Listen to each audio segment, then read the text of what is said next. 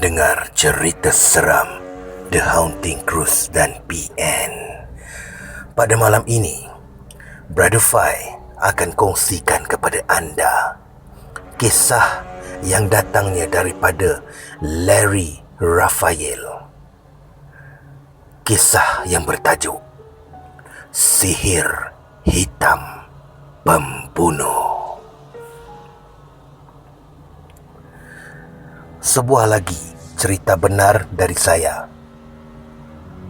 Boleh rawat tak Ustaz? InsyaAllah cikgu, dengan izin Allah, saya akan cuba buat yang terbaik. Tapi nampaknya makin dirawat, makin menjadi-jadi setan iblis yang dikirim.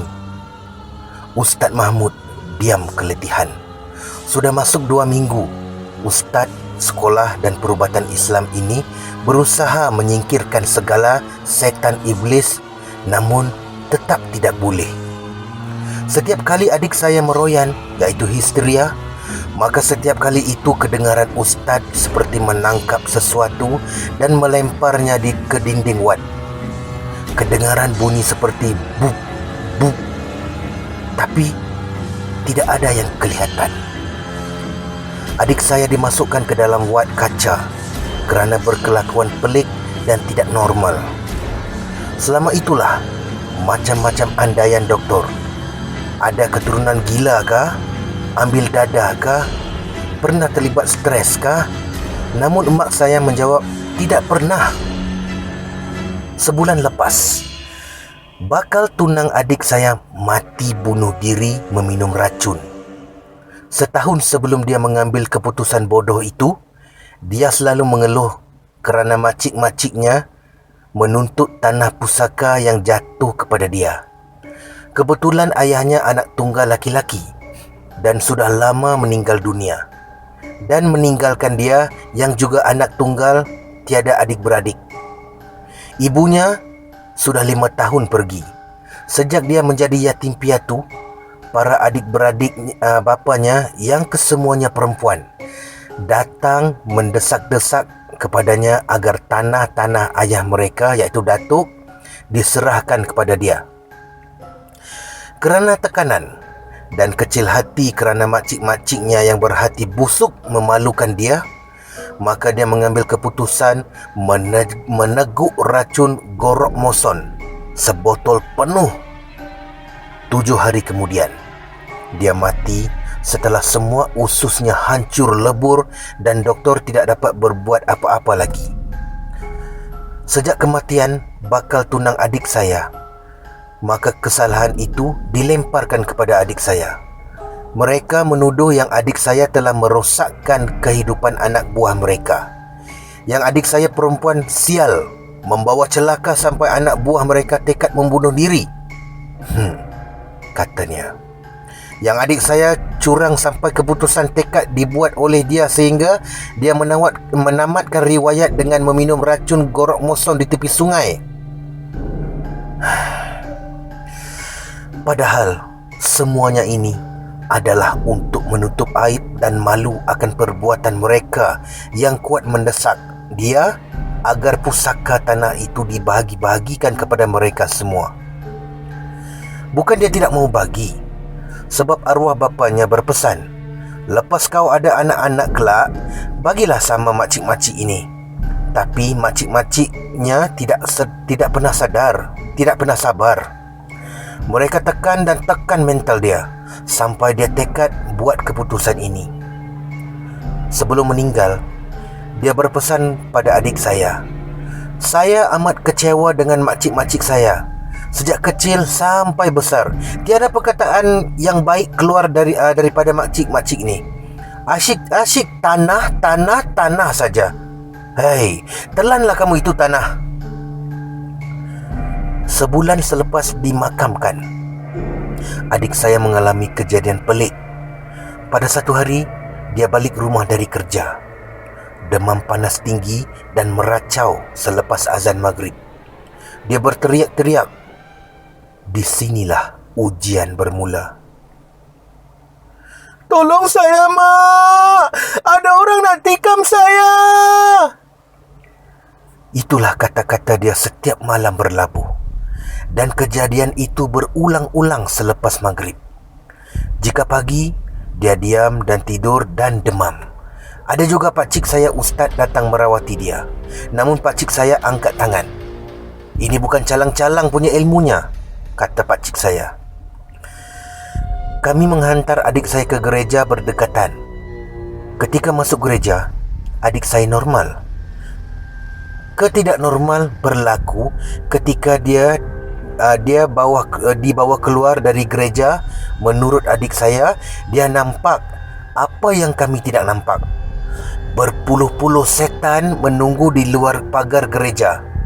Selepas adik saya kami bawa pulang, setan-setan itu merayap di jalan raya dengan cepat menaiki bumbung kereta kami dan menusuk-nusuk adik saya dengan pisau tajam. Setiap itulah kami hanya mampu melihat dia menangis histeria meraung. Abang saya cuba mengikat adik saya, namun suara histeria dia acap kali keluar mengadu yang dia ditikam bertubi-tubi. Sebelum kami hantar ke hospital adik kami berjumpa dengan seorang Tok Guru Sami Buddha Thailand di simpang dekat airport Keningau. Tok Guru cuba merawat, tetapi dia katakan, saya sukar menentang ilmu sihir setan ini. Makin dihapus, makin berganda. Macam tidak pandai hilang loh. Akhirnya, adik saya admit ke hospital besar Keningau. Dirawat sebagai pesakit mental. Meracau-racau siang malam, tidak sedar diri. Dipaksa makan, disuntik bius untuk tidur secara paksa. Setiap kali dia bangun, dia akan berteriak-teriak kesakitan. Dia meraung-raung menangis. Mak, mereka tikam saya pakai pisau, Mak. Mereka gigit kaki saya, Mak. Sebagai ibu, mak saya cuba mampu memanggil doktor untuk menenangkan emosi adik saya. Sementara itu, mak saya menghubungi pusat perubatan Islam.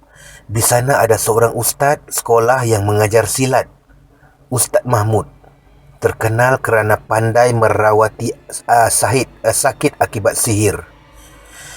Namun sudah 2 minggu adik saya dirawati ustaz, tetapi setan-setan yang dirawati tidak pernah berkurang. Makin diusir, makin berganda. Mak saya sampai putus asa.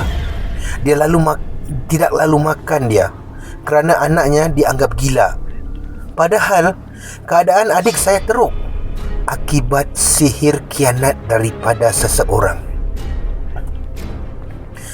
Doktor memutuskan untuk mengambil sumsum tulang belakang adik saya. Mereka mau cek sama ada adik saya gila atau tidak.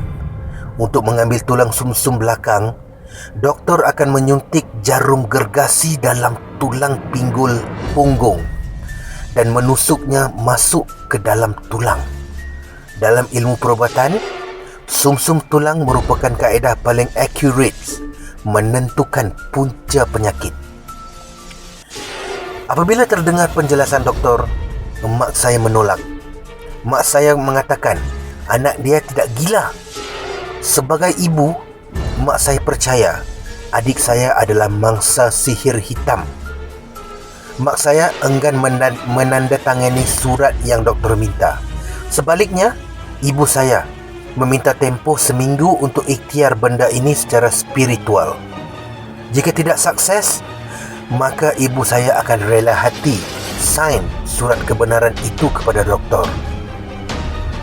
Mak saya menelefon di kampung halaman untuk meminta bantuan saudara-saudaranya. Makcik-makcik saya kemudiannya menghantar telegram di kampung leluhur di Balikpapan, Indonesia. Di sana masih hidup moyang laki-laki tua kami yang berbangsa Dayak Murut. Dia tidak pernah memakai seluar, cuma jawat kulit kayu, berjalan kaki ayam, memakai topi dengan bulu-bulu burung kenyalang, berikat pedang murut dan memegang sumpit iaitu tombak setiap kali berpergian ke mana saja. Dia adalah orang-orang bukit yang tidak terkena arus pembangunan, melakukan penghasilan dengan menanam lada hitam dan cengkeh, dan bersetuju datang ke kampung halaman kami ke Nabawan. Datuk kami adalah orang antara moyang sebelah emak yang masih hidup di balik papan. Dia terkenal kerana antara seorang pahlawan merah Laskar Tentera Merah Dayak yang mengusir beribu-ribu pejuang Madura. Ingat tak kisah Sampit? Madura versus Dayak. Datuk saya bergegas ke kampung Nabawan. Dia minta mak saya datang membawa cucunya ke Nabawan. Ia sudah terlalu tua untuk berjalan sampai ke Bandar Keningau. Ia mohon disegerakan kerana dia menilik adik saya disantau dengan sihir pembunuh. Dengan izin doktor, mak saya membawa adik saya keluar dari wad dan membawanya ke Nabawan. Doktor mengizinkan dengan bersyarat. Jika masih tak boleh, mereka mahu teruskan prosedur jarum ambil tulang sumsum. Di kampung halaman, adik saya dibaringkan di ruang tamu rumah. Adik saya tidak boleh bergerak kerana dia merasa seluruh badannya sakit kerana pisau-pisau yang banyak melekat di seluruh tubuh badannya. Datuk saya menunggu gelap sikit. Kali ini, datuk saya bersetuju merawati adik saya kerana dia cakap mereka yang menghantar ilmu ini memang mahu membunuh adik saya sampai mati. Oleh itu, kain pakaian adik saya dipuja dan ditidurkan bersama orang mati. Dikuburkan bersama. Selagi ilmu ini tidak dihapuskan, selagi itulah keadaan berulang-ulang. Dalam dunia adik saya, dia didatangi ribuan setan yang menakutkan.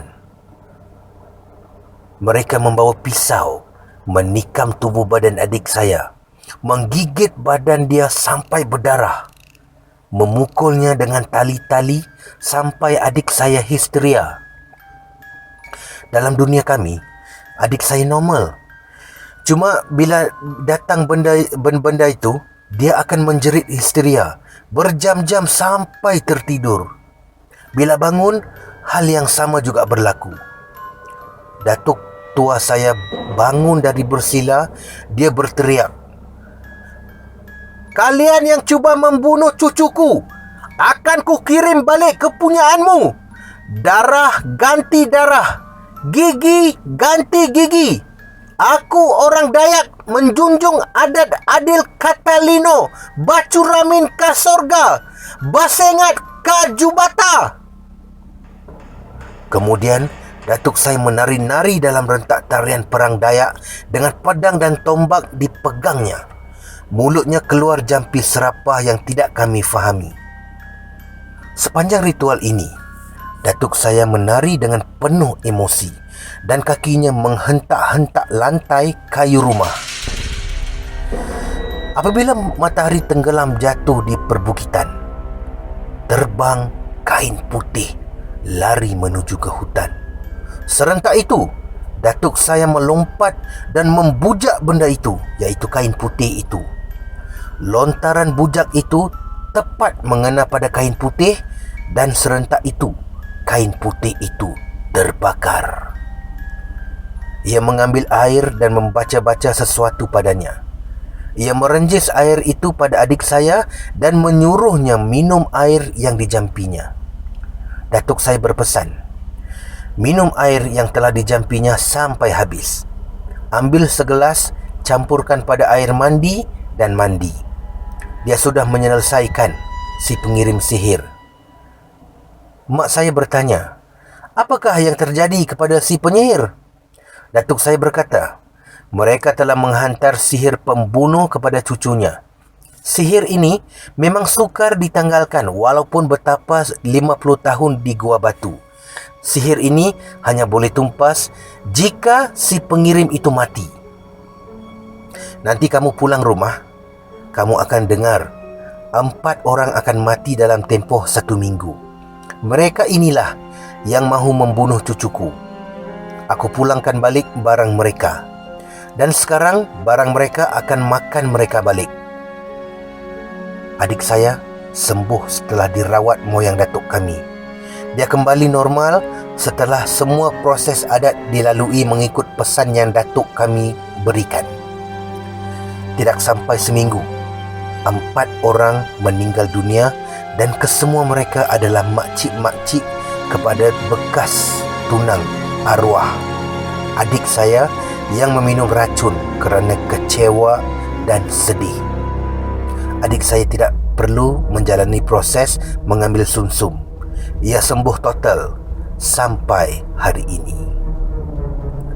Based on true story, Larry Raphael. Sekian.